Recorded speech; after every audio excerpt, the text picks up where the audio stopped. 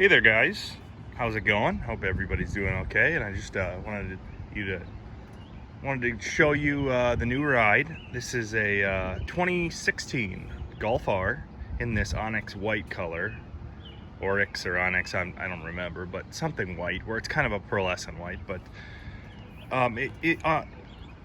in the interior drive I'll kind of get into why I chose now to switch out cars instead of later on this year like I was planning, closer to winter. But basically, its interest rates are really low right now, so I was able to get a better interest rate. And if I was going to refinance, I wanted a different car to deal with and to play around with. It's basically the bullet points of why I chose now to get rid of the Scat Pack and pick up this Golf R.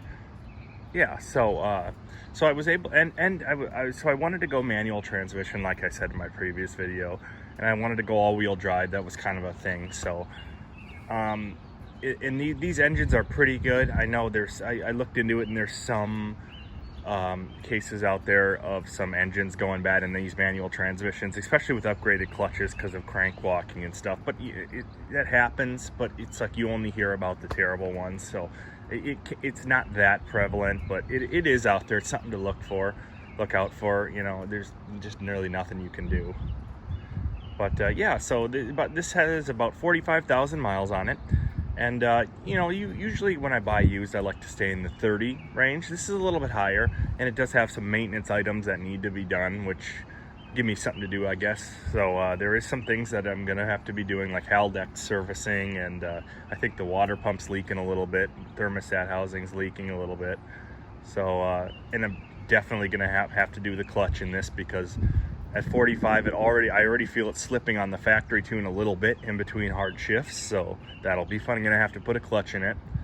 I'm not sure which one I'm gonna go with yet, but I'll definitely go over that when the time comes. So that's going to be probably priority one, is doing the Haldex service and then getting a clutch in there that can handle this power if I want to tune it, which I do. Obviously I want to go at least stage 2 with the downpipe.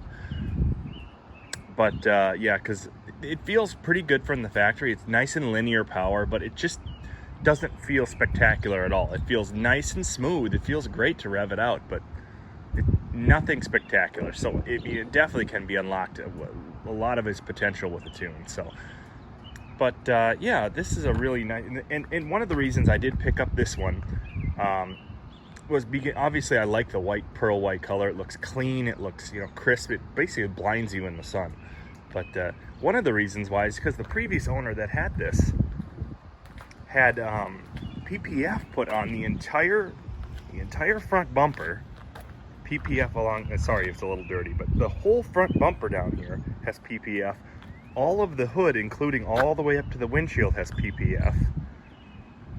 Paint protection film for those. It is the clear film. And not only that, but this whole side fender here, this whole front quarter panel, all PPF. The mirror caps, and get this, even if you look on the side here, the door jambs, where you open it up, all PPF'd.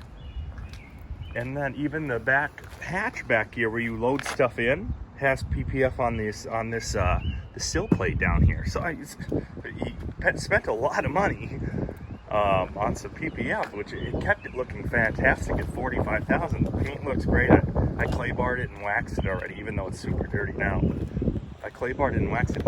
And the thing I noticed, and I know it's full of bugs, so it looks terrible now, but this front, when you clean it up, just looks just pristine across the whole front of the car. And they didn't drill for the middle. It's kind of nice that they didn't put a middle plate in, which is fantastic. But this thing looks great.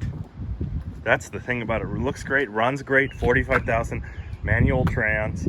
It's super fun. It's just a night and day difference, when you go from a Scat Pack. And I had no qualms about the size of that car. I loved it. It was big, comfortable, fast, all of that stuff.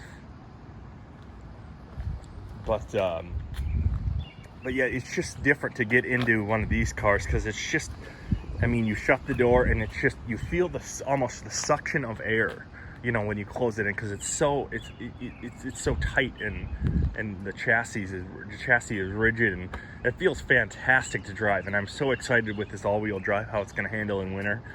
And even though it's not a quote-unquote real all-wheel drive, but you know, I'm really excited to see how this thing does, but so far I'm loving it. I mean, it's great to be back in a manual transmission again. It's really fun. Even though these do, I mean, they do have their issues because they put in a stupid, you know, weak clutch from the factory.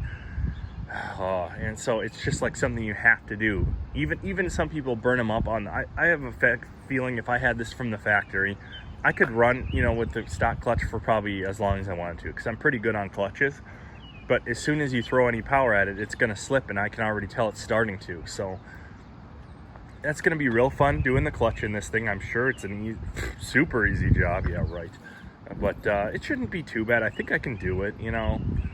But definitely going to do an airbox, that same airbox mod that I did, you know, to the GTI, with drilling out the plastic and K&N and, you know, filter in there to get some more airflow, like a downpipe, and just see as I learn more about the platform where this goes. And so we'll just jump into interior driving. I'll take it for a spin and tell you what I think about it quick on the road. Right now we'll hop in.